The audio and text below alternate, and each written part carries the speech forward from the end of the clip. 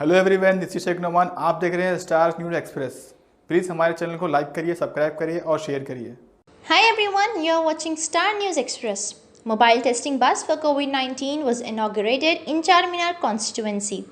Today on Saturday morning, free mobile testing bus for COVID-19 at Khilwat Ground, Ghansi Bazar division under Charminar constituency was inaugurated by AIMIM President and MP Hyderabad Janab Barrister Asaduddin Owaisi Sahab, along with the Charminar corporators and AIMIM active members and health department officials. The bus has counters for RT-PCR tests and will visit COVID-19 affected areas, remote places, slums and containment zones and offer COVID-19 tests for free.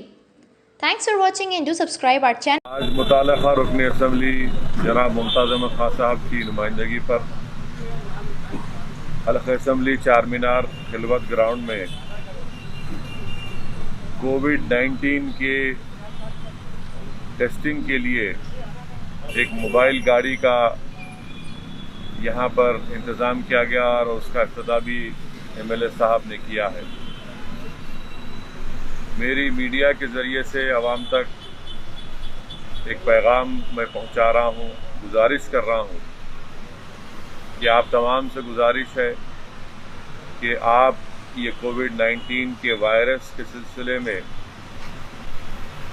आप बेहतर जानते हैं कि पूरे मुल्क में अब तक करीब 55,000 लोगों की मौत इस वायरस से हो चुकी है और रियासत तेलंगाना में 744 लोगों की अमवात सिर्फ कोविड वायरस से हुई है। और आज के जो तेलंगाना में जो आदाद व शुमार आए हैं, जिसमें ये बात बताई गई है कि जुमे के दिन जो टेस्टिंग हुई उसके जो नतीजे आए हैं, करीब 1200 के करीब लोगों को कोविड हुआ है। तो इसलिए बहुत ज़रूरी है कि हम अपने शहर हैदराबाद में या हमारे मुल्क में जहाँ कहीं भी हम रहते हैं या किसी ज़िले में रहते हैं, तो बहुत ज़रूरी है कि आप इस वायरस को रोकने के लिए अपना टेस्ट करवाएं। ये टेस्ट फ्री में हो रहा है और अगर खुदा ना खास्ता ये टेस्ट में आप ये बात मालूम होती है कि किसी को पॉजिटिव आया है, तो फ़ौरन उनका तिबी इलाज या अस्पताल से उनको रुजू करवाया जाता है।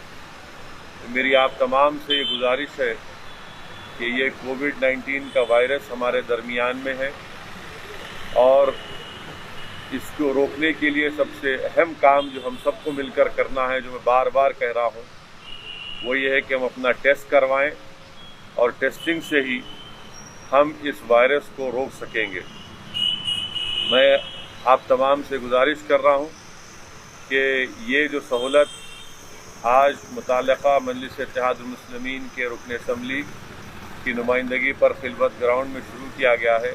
आप आइए, या जहाँ कहीं भी जो हुकूमत की तरफ से मुख्तलिफ़ मकामात पर ये टेस्टिंग करवाई जा रही है उसमें हिस्सा लीजिए।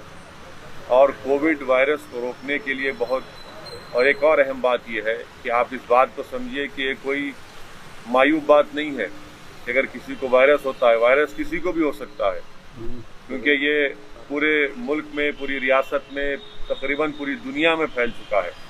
इसीलिए बहुत ज़रूरी है कि अपना टेस्ट करवाइए। और फिर से मैं कह रहा हूँ, ख़ास तौर से जो हमारे बुज़ुर्ग लोग हैं, जो हमारी हामिला बेटियाँ बहन हैं, वो अपना टेस्ट करवाएं। जिनको डायलिसिस करवाना है वो अपना टेस्ट करवाएं।